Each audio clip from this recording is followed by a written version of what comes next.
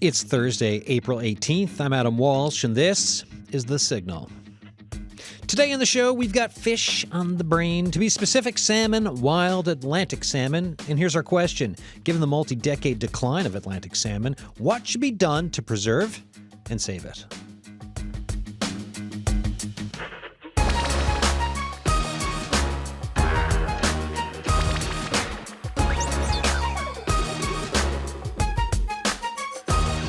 All right, folks, thanks for tuning in today for the show. Here's the extra context of what you're going to get over the next five minutes. We will talk about factors affecting the declines in salmon populations.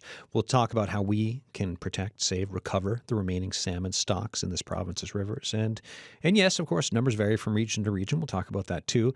But, you know, when you look back at the history since the 1970s, the declines are sharp. If you have thoughts on this, the lines are open. 709-722-7111, 1-800-563-8255. The text line, if you just want to exercise your thumbs, 709-327-8206. Emails, thesignal@cbc.ca. In studio, we've got Bob Shepard, president of the band Catch and Release NL, and Andrew Buzan, president, Newfoundland and Labrador Wildlife Federation. What do you have, boys? Thanks for coming in. Oh, you're welcome. Good morning. So, here's a general open question to get things started out of the gate. What does the wild Atlantic salmon mean to you? Because I know for a lot of folks, it can have a whole lot of meaning. Bob, we'll start with you. Okay, yeah, great. Well, I grew up near to the Humber River on the west coast. So I fished for over 60 years. Every year since I got married, I guess I was on the river. So I'm really deeply connected to salmon. And very, very interested in making sure that salmon survive. Getting very worried about what I'm seeing and hearing and with the stock assessments and things like that with salmon. It's in our culture. We depended on salmon growing up as kids for getting us through the winter and other wildlife, of course. As well.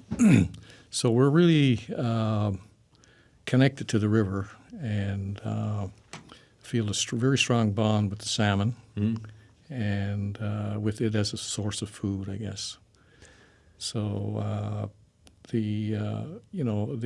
guess one of the things that struck me just recently, I guess, was the fact that, about 75% of the salmon that are left in North America reside in the waters in Newfoundland. That's wild, right? Like 75%. Yeah, that's quite a figure, and that translates roughly into about 300,000 to 500,000 salmon. And the latest stock assessments now with DFO are painting a very grim picture of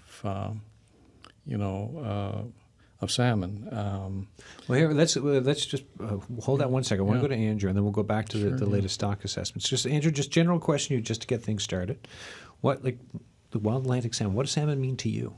So, I think coming from Newfoundland, Labrador, fishing in general is a part of our identity. It's been that way for a very long time. It'll continue that way into the future. Our largest piece of cultural identity that we have is to the sea, is to our rivers, is to seafaring activities, angling on the rivers, trouting. This is long and ingrained into who we are for cultural, traditional activities, and these are heritage activities. One thing that people don't hear very often is this idea of fishing in Newfoundland, Labrador is a heritage activity. It is not a recreational activity. Now, if you come down here from a different place in the world and you want to go fishing, you want to get a license, that I would say, yeah, sure, it's a recreational activity. But for the people that live here, for the people that survived here as a result of the bounty that nature gave to us, that is integral for us to respect the species, this iconic species that we have, and even just touching on what Bob said on the food, on harvesting. These are good quality wild protein, the excellent source of protein. There's omega-3 fatty acids, the vitamins, the minerals. This is an overall moving Superfood, right? into good health, good food. It's not processed, it's wild. And there's a very big distinction between salmon that you're going to pick up at the supermarket and salmon you're going to get out of a river. And that obviously opens, a door into a number of other topics and discussions. But the genetic integrity of our wild Atlantic salmon is paramount. And I hope that the people of this province understand how important that this species is to us, not only right now and throughout history, but going forward into the future to ensure that future generations are able to participate, are able to take part in a heritage activity, and hopefully fill them with some pride and make them want to be stewards and conservationists of the day. Yeah, to get folks, and when you're doing that type of thing, it gives you such a greater attachment to the land, to culture, and especially in these times, right? For thinking about conservation and in these times of climate change and everything else, there's a lot that just physically being out with that it can give. Yes, I think just picking up on Andrew's point, like we fished when we went salmon fishing. We fished to catch a fish and to eat it. Our primary reason for salmon fishing is food. Yeah, and there's nothing wrong with that. And I think if we did come back with anything to eat, we probably missed supper that evening. Yeah. It was really that important. So the cultural attachment is very important, and it's very critical. I think we're at a pretty critical point now with salmon in the province, that we have to make sure that the remaining salmon that are here are well protected and are there for future generations. All right, so let's get some context then around that. Let's go a bit on the history of where things, like what's evolved since the 70s and where we are at now. Who wants to take the history crack to us? I can go. Sure. I can go even further back.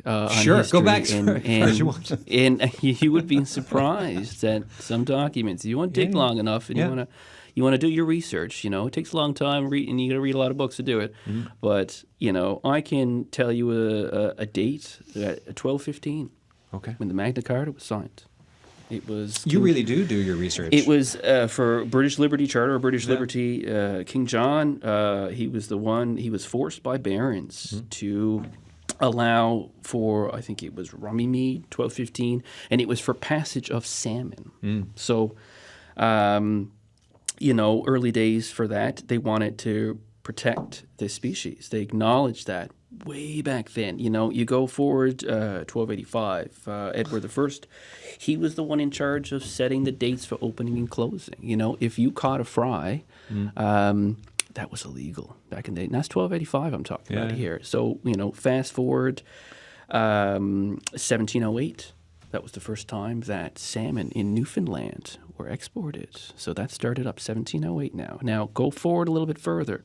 We'll get to the 1860s. Charles Dickens, in one of his short stories that he's got, he talks about, and the quote for it is, a few years, a little more overpopulation, a few fresh new poaching devices, and the salmon will be gone. They will be extinct. So that was 1860 that he's talking about that, And we can go even to modern day for Europe, what used to be the Rhine, what used to be the Thames, these major salmon rivers in Europe, which are no longer salmon rivers, there. And then you can bring it back to 1968, we've got Anthony Netboy, who talked about vanishing species, traveled Europe, saw the decline of it, thought it would be a big lightning bolt for everyone to rally around it. And it didn't really do what was expected, and here we are today, 2024, still talking about this. And as Bob brought up earlier, we are the last stronghold for wild Atlantic salmon in North America. This is the only place on this continent that you can catch and keep a wild Atlantic salmon. Everywhere else you go, the notion of public access to get on a river, like many of us here in the province would just, simply go by on one of the 174 scheduled salmon rivers in the summertime. Elsewhere, private pools, catch and release only, there's a really big limitation put on everyone else. And for us here, we've been watching this unfold. We've been watching these regulations come into place. We've been going to these meetings. We've been watching the words on documents on what it means and what legal jargon the government wants to put in there. And we're very concerned. And I think any angler in this province needs to know what's going on. And if you care about our rivers, you need to get involved. Yes, and I think to pick up on that, I think the general public really needs to get involved with this. All the things that are happening around us. We fished in a day when salmon were plentiful. We didn't have to worry about it. But we have to today with the current regulations and what's being allowed to happen on the rivers. And the salmon seem to be headed towards a path or trajectory of extinction if we don't do something about it. Yeah, so we've mentioned that this is the last stronghold, right? But how strong is said stronghold? Like, what's the latest numbers that we know? 'Cause you said you mentioned for last year. Where we at with salmon in the province? Okay, well, salmon in the province, according to DFO, as of their stock assessment last year, which they assessed 19 rivers in the province. They monitored 19 rivers, and of those, there were only 5 rivers that were considered to be healthy from a point of view of salmon fishing. And all the others were in a critical zone. There was only 1 river of the 4 rivers they monitored in Labrador that was healthy, and 4 rivers in the province. There were declines on all of the rivers on the southwest coast where the fish are being farmed. There are many rivers in Labrador. The stocks declined by 50% where they were 2. And they mentioned they were concerned about climate change. The rivers, the temperature of the water in the rivers is a critical point when it comes to mortality of salmon if you're catching and releasing them. Many of the rivers in the province were over 25 degrees, and that's the point when pretty well every fish, if you're catching and releasing them, will die. And also noted that majority of salmon that enter our waters here in Newfoundland and Labrador are predominantly female. They're 75-80% of the salmon that enter our rivers are female. So what goes on in the river and what happens in the river is really important to the survival of salmon. You have to set the regulations up for success, not for failure, when it comes to salmon regulations. It's just that important. And there are 8 groups now in the province that are really concerned about catch and release and have advocated for a ban on catch and release salmon fishing for a number of different reasons we hope to get into. And so salmon populations are are going down versus increasing, and we have to examine all the factors. DFO has looked at factors, in the oceans, warming oceans, and that sort of thing, and fewer young salmon going out to the ocean to come back as larger salmon. And but I think you've got to look at what's going on the river. You've got to look at what's actually happening on the river when you're salmon fishing, and ensure that you don't damage the stocks, you don't damage the female fish, and destroy eggs and that sort of thing on the river, right? Did you want to give a follop on that? Any thoughts? Oh, yeah. Well, even, I swear this won't be all historical context. You're like, 1222. I'm like, hold on. But no, the history, by the way. 1215 meg. 1215. It is, that research, it is fascinating to know that it's been such a topic for so long, right, for these hundreds of years. That is fascinating. So go ahead, sorry. Yeah, I was even just going to say, even for 20th century stats. Yeah. The International Council for Exploration of the Sea which is a scientific organization. Over the years, back in the 60s, I think scientists estimated there were about 800,000 or 850,000 large salmon in North America. Fast forward that to the mid-90s, I think it was around 1995, they estimated about 150,000 large salmon. So the decline of this species and all these other rivers, you look at the eastern United States, you can look at the Miramichi River in New Brunswick, some big rivers, some major rivers in salmon historically that, now we're looking at it and everywhere else is afraid that they're going to lose what's left of their salmon. Yeah. And you can't replace wild species. That's a key factor here, regardless if you hear about fish hatcheries or aquaculture, whatever it is. There's no replacement for wild species and the genetic integrity of these species and what biodiversity means to the scientific community and what it should mean for all ecosystem management-based approaches to see the impacts that that's going to have short-term, medium-term, and long-term. Yeah. Adam, if I might, Yeah, of course. just pick up on a couple of points that Andrew's made that, I think you kind of got to dig a little bit into the numbers of fish. And DFO has refused to really address the catch and release issue. The number of salmon that are being caught and released a year is, I think, really important now. And, we're finding right now currently that, there's roughly about 100,000 salmon that are being injured a year with catch and release. There's only 300,000 to 500,000 left in Newfoundland. And of those salmon that are injured by catch and release, and that could be anything from leaving a hook in the salmon, breaking the tailbone, rupturing the bladder. These are things that all happens when you're releasing a fish.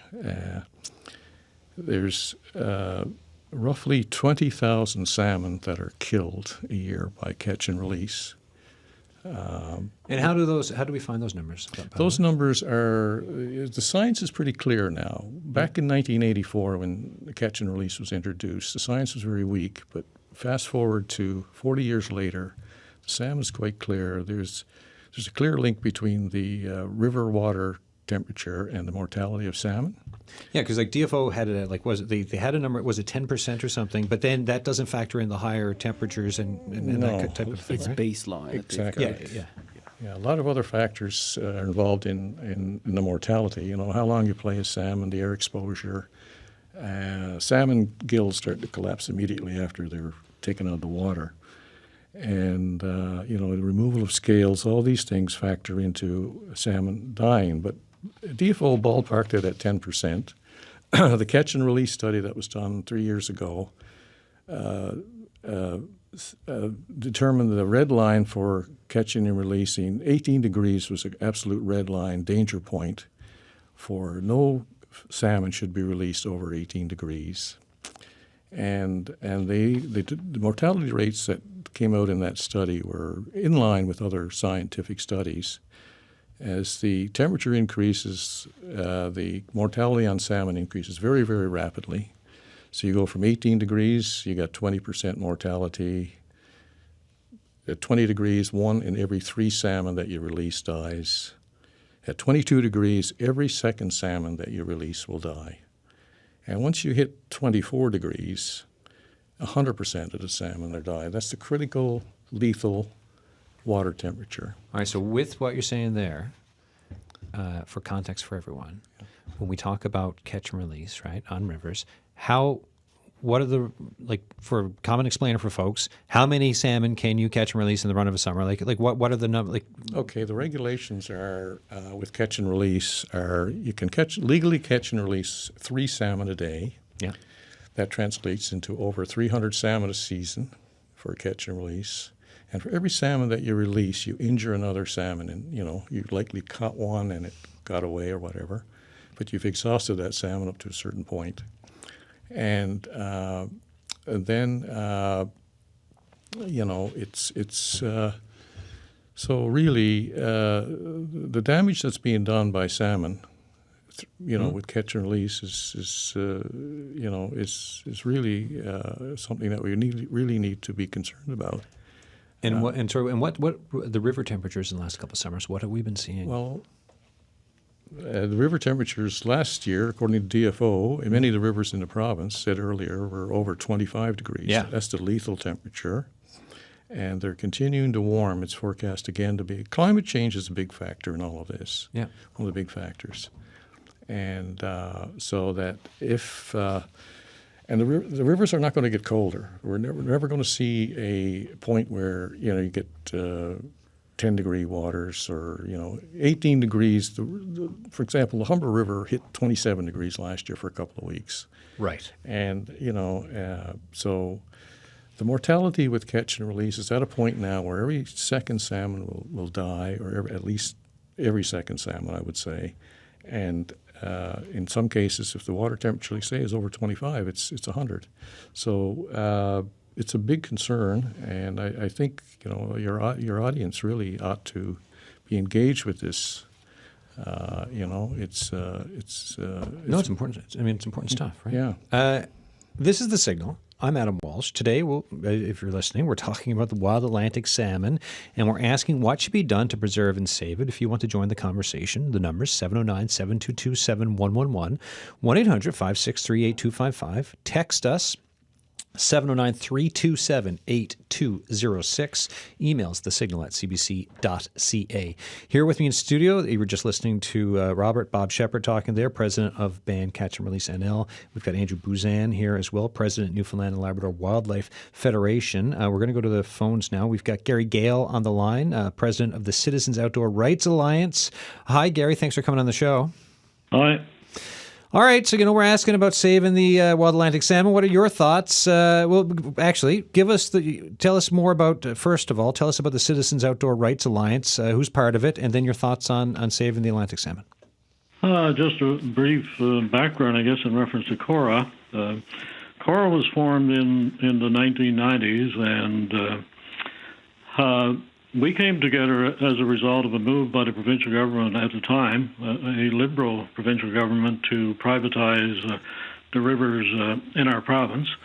And of course, we kicked up a fuss, and of course put a stop to it. At the time, we held public meetings around the province, very well attended, getting crowds like 1,000, 1,200, 1,500.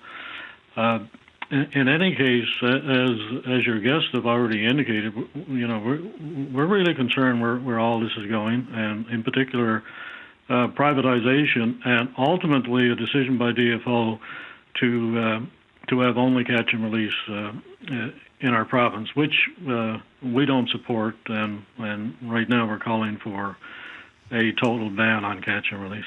Mm. But right now, just in reference to CORA and our membership, we have 2,500 members.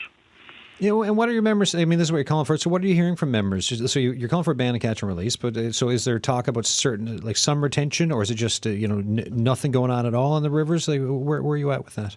Well, the majority support a ban on catch and release, and catch and release is really not the best term to describe what's going on. Hook and release would be more appropriate, simply because hook and release includes fish which you lose or escape while fishing. Catch and release, of course, you hook the fish, you bring it in, you release it. So, yeah, but hook and release, exactly, because there are times when you lose it. And yes, the province right now, under Blair Adams, and he's the assistant deputy minister of fisheries, forestry, and agriculture. Blair refuses to use the term catch and release, because of all the fish that anglers hook, and of course, once you hook it, the damage is done. So you have to include in your mortality numbers the number that you injure significantly, which eventually die. And I believe, Bob, it was in the range probably around about 8%. Mm-hmm. So when you look at all the numbers and you look at, I believe, as Bob indicated, climate change and what's happening on our rivers, you're looking at very significant numbers in reference to mortality. Now, we know a whole lot more now because of all the scientific studies that have been done. And I mean, we have mortality ranging after you get 18 degrees is the critical point. And I mean, it's not uncommon in the province in June, toward the end of June, water temperatures right now are above the 18 degree mark. So, we had to be really concerned about this, and percentages in terms of mortality are in the range of 50% even, and even higher.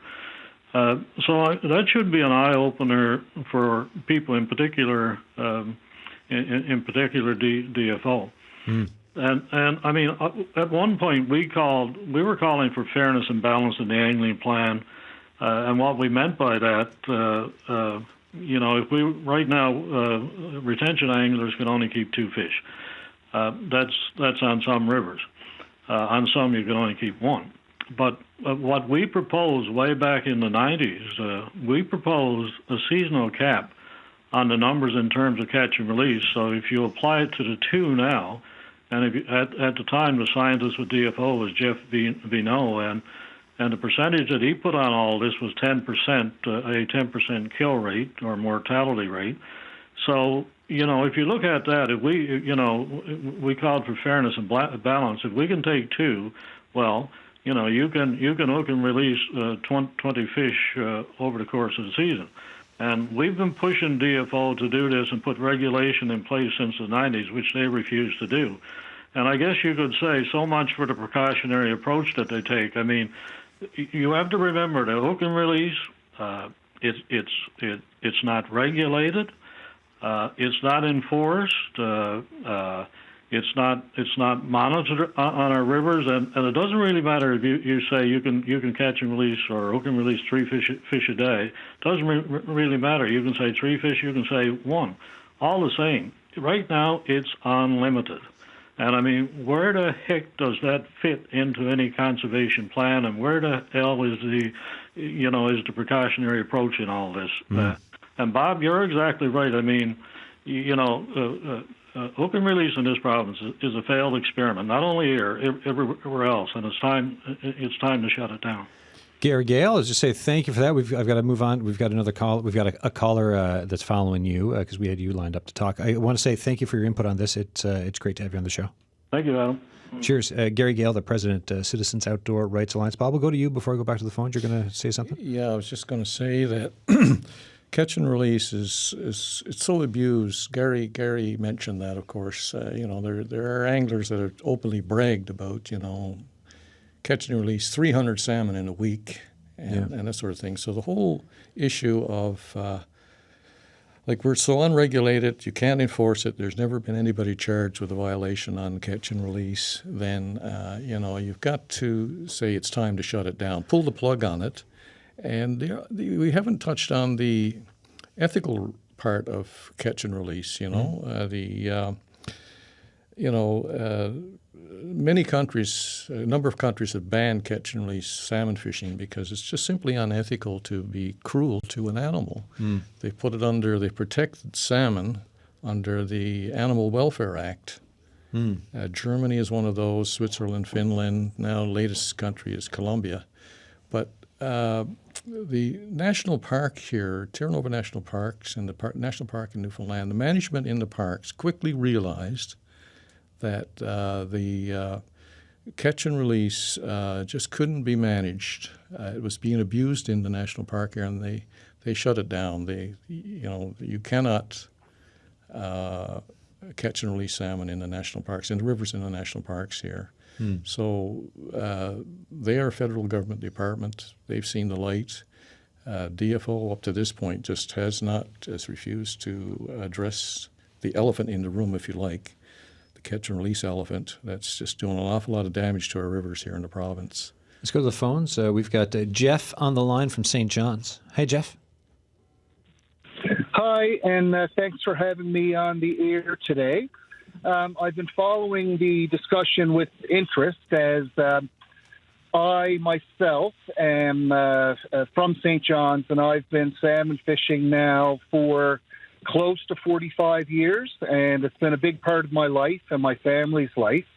And I heard one of the panelists discussing the fact about how salmon angling is a heritage activity, and it's something that we as Newfoundlanders hold very dear to us. And I would like to echo that sentiment greatly. And salmon fishing is one of my favorite activities to do. It is a connection with nature, and I'd like to say that it seems often that the discussion, and when you talk about, I guess, catch and release and these things, is that Newfoundlanders salmon fish to catch and eat fish, and catch and release is only practiced by some elitist groups from outside the province who want to privatize rivers. And I myself, the whole experience of salmon fishing is about being on the river, hearing the water, seeing the fish, hearing the birds, thinking about times I've been with my family and friends and times that we've enjoyed. If I catch a fish, a salmon, to eat it is one of the last things that I would think is indicating a successful day or not. And I think the issue of catch and release, I think, is very important. However, I think it's being portrayed as this boogeyman, and it's a us versus them issue. But I think there's a big difference between hooking a salmon and playing it for 30 minutes till it's exhausted and dragging it over the rocks and knocking the scales off and then flicking it back in the river than if you hook a salmon, you play it quickly, you bring it into you, and then you slide your hand down the leader and flick the fly off without ever touching the salmon. And I think catch and release is also recognized as an excellent conservation measure for freshwater fisheries and saltwater fisheries around the world. And I fished in the Bow River in Calgary, and it's catch and release only from south of Calgary to the Carsland Dam. And that is a world-class trophy trout fishery. So there is fisheries, that are being conducted are catch and release. Now, I'm not an advocate for catch and release only by any means, but I really think that if catch and release is undertaken properly, then there's no problem with it. And if you look at our own province, Flowers River Lodge up in Labrador is one of the top salmon rivers, Atlantic salmon rivers in the world. And they have healthy populations, and it's a catch and release only fishery. And the other point I'd like to make is if someone is catching and releasing 300 salmon per week, I think that is an anomaly, because anyone who's fished for salmon, as I have for almost 45 years of my life, you may be lucky to hook 1 or 2 salmon per day, let alone multiple salmon all day, every day. And, so I am a strong advocate for conservation. I think that any Newfoundlander, if you're only allowed to catch 1 or 2 salmon per day, you could probably have that done, and you'd be able to salmon fish for only 1 day of the summer, and you'd be done. Then the rivers will be left to poachers, and having people on the river who love the river, who love the salmon, who love being on the river, and catching and eating a salmon is the least of our concern. It's just being out there, being on the river, and if catch and release is banned, I think catch and release can be undertaken properly within the proper parameters and techniques. You don't drag them over the rocks and play them to exhaustion. And it's recognized throughout the world as an excellent conservation measure. And you just have to look at Flowers River Lodge as an example. So thank you for the opportunity to provide my input. And I think this whole us versus them, Newfoundlanders eat salmon, outsiders who want to privatize are the ones who like to catch and release. I think that's a bit of a skewed narrative, and also that, people are regularly hooking and releasing 300 salmon a day. That's not what I've ever seen in 45 years of doing it myself. So, Jeff, thank you for being allowed to offer my thoughts. thanks so much for calling. I appreciate the thoughts on this. Much appreciated. So that's Jeff calling from St. John's there. Before we've got Sid Stiles on the line, but before we get to Sid, I want to go to my guests here in the studio. Any thoughts there? Right. So we've got there's different ways you can hook and release. Right. There's like there are, right, because you can be more reckless and there can be more damage to the salmon. You can be better at it. Also, questions around the narrative here for folks coming from away compared to Newfoundlanders and Labradorians wanting to eat salmon. Any thoughts here out from what Jeff was saying? Well, I think it's indisputable that I've heard a number of stories where catch and release has been abused on the river. So it's 10 a day, or whether it's 300 in a week or so. And there will be folks who have abused it. it, and then There's there's lots others of who people can't. will do that, and Totally. I would not dispute the fact that if you have extremely cold weather and you catch and release a salmon properly, its chances of survival are certainly better. Yeah. But the times have changed, the climate has changed, and the whole issue of whether salmon will survive, you can't dispute the science. I mean, the rivers are now approaching over 25 degrees. It's the climate change that's the game changer for what's game happening. changer Right? for it Yeah. is, and I think people who catch and release fish have to really rethink what they're doing. And the advocates for catch and release really have to change gears. I know it's hard. It's a big change in philosophy, but have to adjust to the new reality that we're in. The temperature of the water is the game changer as far as I'm concerned. Angela's good to you on this. Yeah, well, just to talk about, for instance, in Labrador and the Flowers River, you want to talk about pressure on a river. How many people do you think are angling in that river compared to angling the Exploits River or the Gander River or the Humber River, right? These are big rivers. A lot more people travel here for it. You get up to Labrador, you're not going to have 1 million people on the river. And there's another of factors that, this debate over catch and release and, you get them on the line, they're gone. There's so much more to it than that. I come at it from a biological biochemistry aspect. So it's the fish physiology and the impact that that's going to have on a fish. So for instance, even just playing a fish back and forth, there's the notion of split tail. So if a fish gets the line of it, jumps up, all of a sudden splits the tail, if that's a female and it's going to lay eggs, spawning, going upstream to spawn, their reds, REDDs, like where they they'll go horizontal and flick their fins in order to blow up a little hole in order to deposit their eggs. And then, of course, a male can come by and fertilize it with milt, MILT.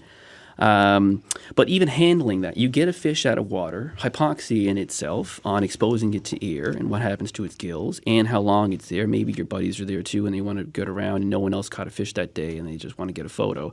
What are they handling it like? Do they have a glove on? Are they going to impact the protective mucus slime that goes along the salmon's body? You're opening that up to parasites. You're opening that up to lice, potential diseases. Another key aspect, probably the most important aspect of how long you're playing that fish, what the energy levels and adenosine triphosphate, ATP levels.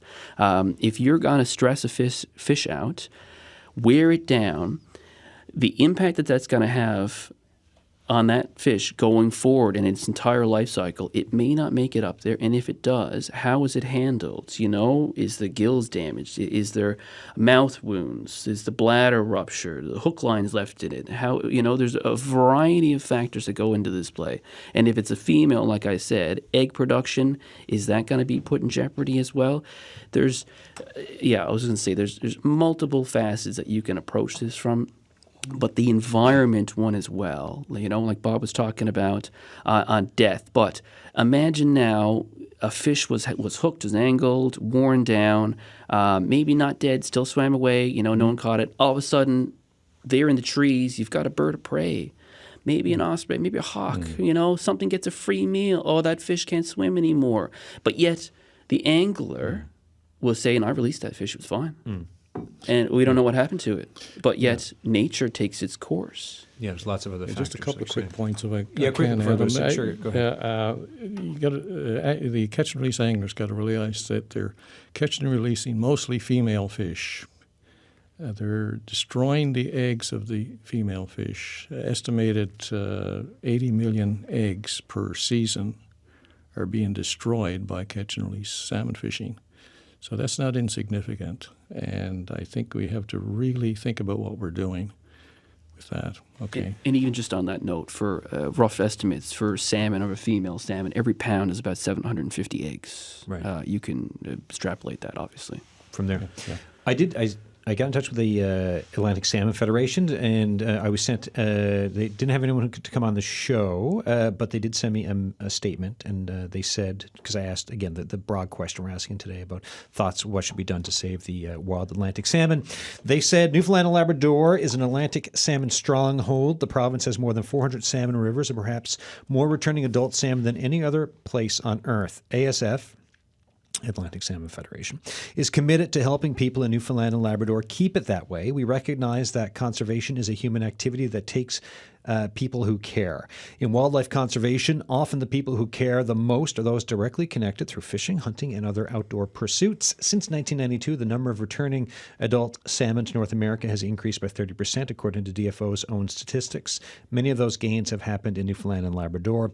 We are not naive to the problems that exist, like habitat destruction, dams, and salmon aquaculture. That's what we're focused on. Fisheries are a net positive for wild Atlantic salmon in Canada. With few exceptions, they are well managed, sustainable, and provide real benefits for people and provincial economies. As long as conservation is the priority, we are supportive of all fisheries. That, again, is a statement from the Atlantic Salmon Federation. So we're going to put a pin in that, and I'll go to my guest after for thoughts on it. But right now, I would like to go to Sid Stiles, who is the chair of the Bay St. George Salmon Stewardship Group.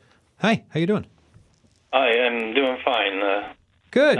Tell me about Harry's River. Okay, I'll go a little bit of history with it, with the Harry's River. DFO came here in 2002 in May and held public meetings because they were concerned that the rivers out there were in dire straits, and he said the worst river on the island was Harry's River as far as salmon population, and one other one was Northwest River in Bonavista. So the held meetings and more or less said everything they tried over the past decades, nothing to increase salmon. And they asked the public if they would help them to increase these salmon, and asked for volunteers in those meetings to work with them. Of course, I guess people don't realize what they have until they lose it, I guess, basically, and I guess enough people had jumped at the chance, the opportunity to make it right again, to regain what we had lost. And so what DFO done was organize our group in 2002, and the biggest thing that we said was causing these declines were regulations that was brought in that people in the area just did not accept. And that was started, I guess, really started in 1984 when they brought in the size restriction on large salmon, forcing people to release these salmon. So where you go, you didn't want to hook and release, you were forced into it if you wanted to fish. And many of the anglers left the rivers back then in 1984 because they would not participate in this. They found it hook and release was cruel, it wasn't necessary, and it was harassing salmon for people to just have fun and take pictures and have their laughs and that sort of thing, and they didn't want no part of that, so a lot of them left the rivers because of that. But also DFO, after we started, let us know that in 1984, the scientists here in Newfoundland were against making that regulation because our salmon are what they call one-sea winter salmon that goes out as a smolt in the spring, and it comes back the following spring, early summer, as a grilse. And this rule was made for salmon that were mostly populated in the Maritimes, Quebec, and northern Labrador. And these salmon were salmon that used to go to sea as a smolt and remain and swim up to Greenland and spend 2 winters feeding before returning. And of course, the fishery in Greenland was taking a lot of them, so they made this rule to help try to increase these salmon. So, say what? I mean, I'm thinking 2001, because there was a rise to historic levels for salmon coming back on Harry's River. What was the reason for this? Well, the reason for this, like DFO, like there was no increase in salmon after 1984. Yeah. Small or large, and this is seen with the stats that we have on Irish River that DFO provided us with. At 1984, the large salmon, or the salmon population, that was up around 30%, dropped down below 10%, and really never recovered until 1992 when the commercial fishery came in, and we all expected then, with the commercial fishery closed, that we would see all kinds of salmon, but that wasn't true either. They only increased to around 50% by 1995. So in 1996, they made another plan for hook and release only on 5 of our major rivers here in Bay St. George. And along with that, in 1999, they made another restriction that they had a draft river classification, which more or less told people if you had your 6 takes, you only can go to certain rivers to use them. And all this combined in 2000, the salmon that was recovering by 1995, 96 up to 50%, dropped down to 29%. And 2001, at the end of that 5-year plan, it was only at 33% conservation achieved, and that's when they came and asked us for help. And the people here responded. They were surprised to see how many people responded, and so we held meetings during that summer, and made up a plan as DFO asked us to do. And that plan was more or less to stop hook and release only and to allow retention of 2 salmon. And that plan was presented back to the public here in Stephenville, and with 100% acceptance. And so then we went to Corner Brook in November 29. And there, of course, we had the members of SPAN, Atlantic Salmon Federation, the Spawning Council, Newfoundland, Outfitters, who were against us retaining salmon because they wanted to keep it at hook and release only, because basically there was no local people on the rivers, and they had the rivers themselves. So what? And so then you go through all of this. What's the end result of the change that was made? And what had, briefly, because I've got one more caller. I want to get back to my main 2 guests here in studio. What changed in 2017? So what was the result, and what changed in 2017? Well, 2017, if I just give you the stats there from up to 2001, before, which is at the end of this hook and release, there was only 33% and with a little over 1,100 salmon that they estimated. And since 2002, we've increased the salmon to conservation level, achieving 5-year averages, achieving conservation levels. In 2015, we had nearly 5,000 salmon counted, and 147% conservation achieved, which was never ever before recorded or seen on Harry's River back to 1953.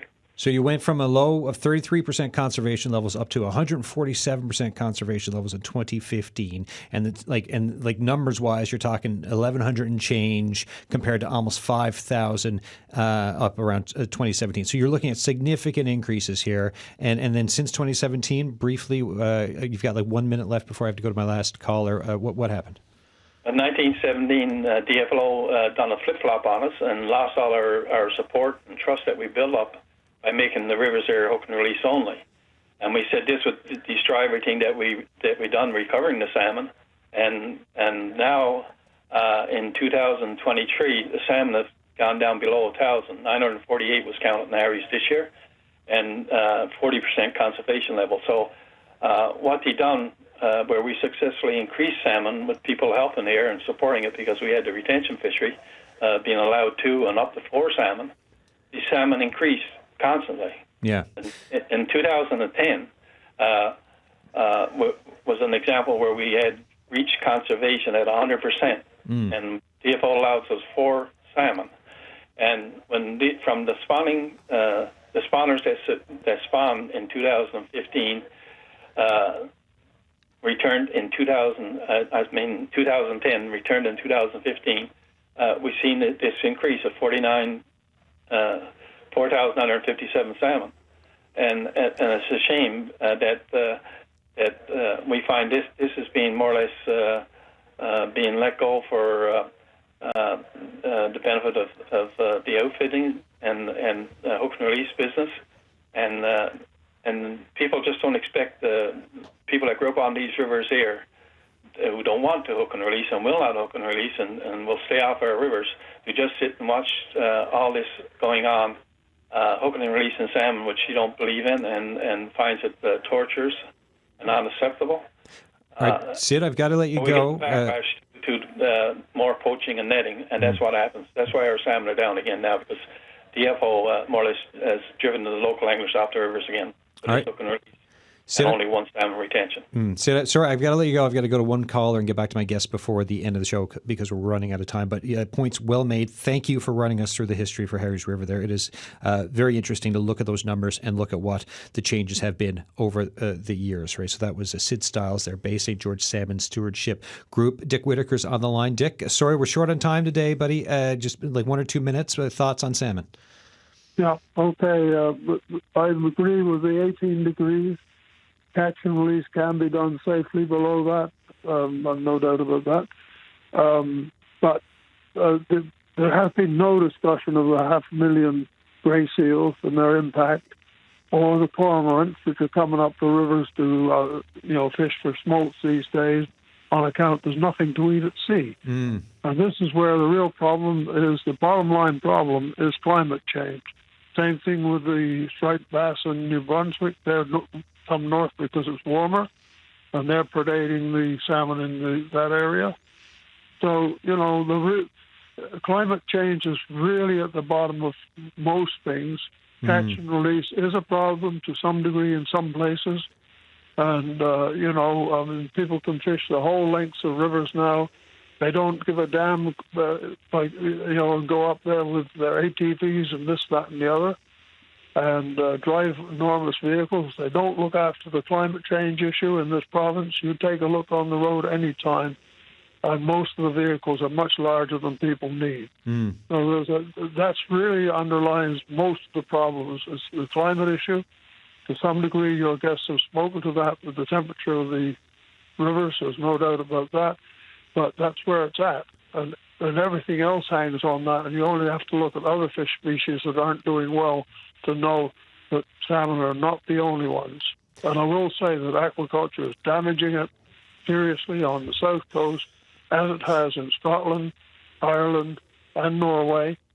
And also they've pretty well wiped out the sea-run brown trout fishery in Ireland. So, that's all to do with aquaculture and sea lice and things like that, and the diseases that the aquaculture fish spread around. So I'll stop there, but there's a lot of other issues than just the catch and release. Dick Whitaker, thank you so much. Fantastic points, as always. And I always appreciate the climate change calls and comments and perspective, because they're always very well placed and thought out. But Boz, 30 seconds left each for Bob Shepard and Andrew Buzan here. Final thoughts for today? Yeah, just very quickly, Dick made a lot of good points. The whole climate change is changing everything. And the number of salmon, female salmon especially, and the destruction of salmon eggs, you cannot expect salmon to rebound successfully as Sid has done on the West Coast without taking the pressure off the salmon. There's 4 times as much pressure on the salmon stocks now as was previously. 30 seconds. Even just for what our last caller had, all kinds of points. I could sit here all day and talk about sealing predation. I can talk about mergansers. I can talk about the eels. I can talk about cod, birds of prey.